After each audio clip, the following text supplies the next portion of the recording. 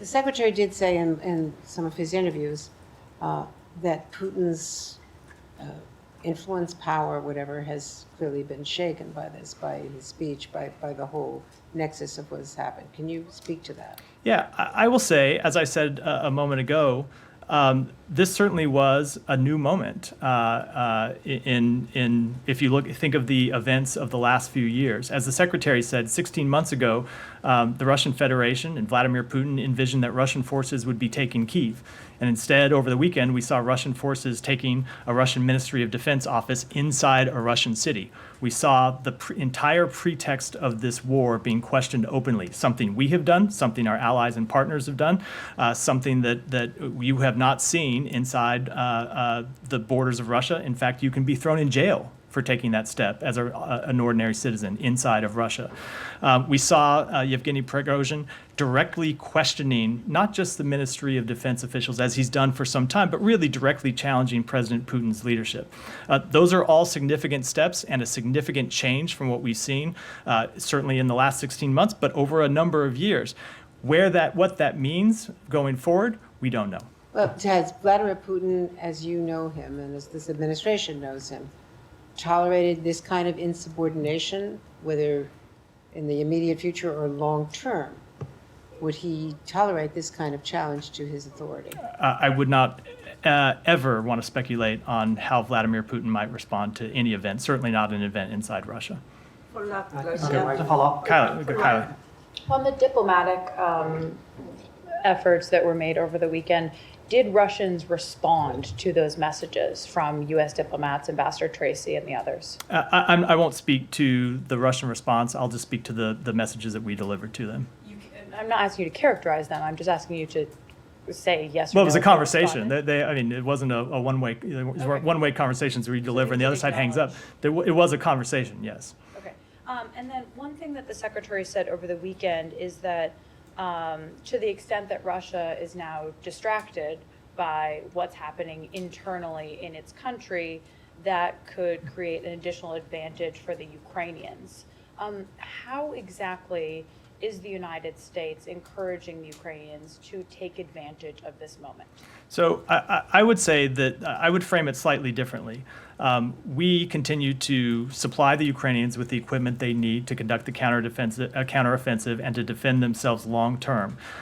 We continue to have intelligence sharing channels with the Ukrainians. We continue to have military channels. We continue to have diplomatic channels that are open with Ukraine. What the secretary was speaking to is the fact that you did see Wagner forces withdraw from Ukraine and instead move on a Russian city. How that shakes out, what happens in the coming days with respect to Wagner forces or other Russian military forces, I don't think we can say, but certainly we are in close consultation with Ukraine and the Ukrainian military about the ongoing counteroffensive. Go ahead, yeah. Thank you. Last time, White House and the State Department said that Prigozhin and North Korea had an arms deal.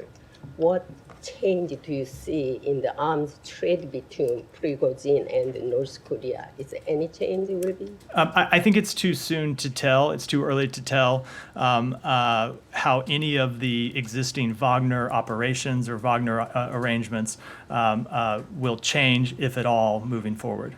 And the Chinese foreign minister and the Russian foreign minister had a meeting yesterday. Do you know about the contents of their meetings?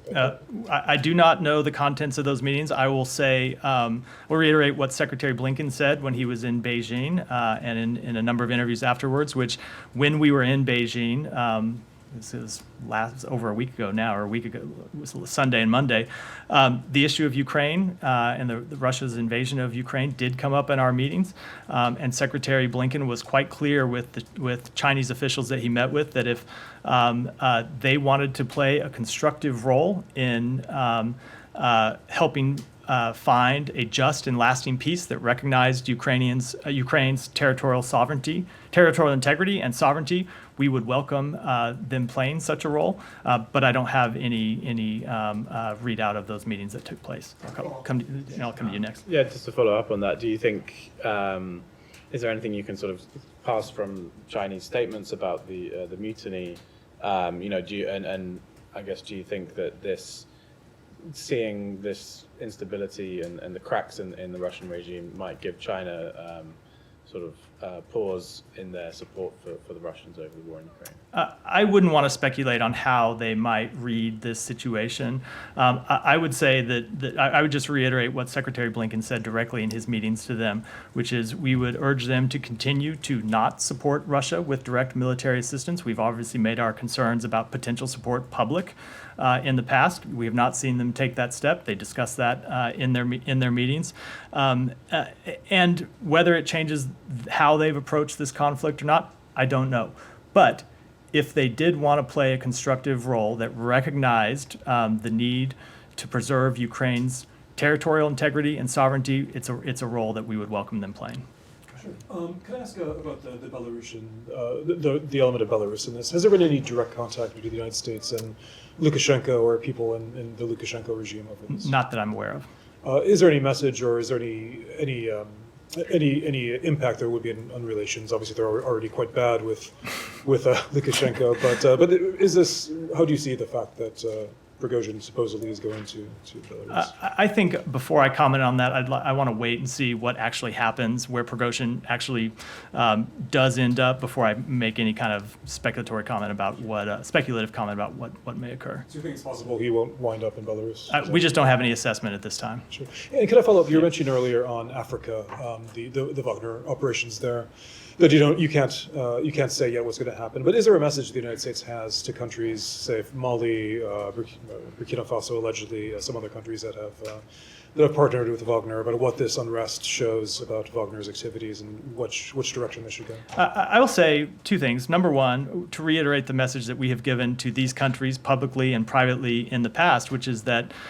anytime Wagner enters a country, death and destruction follows. We see Wagner exploit local populations. We see them extract local wealth.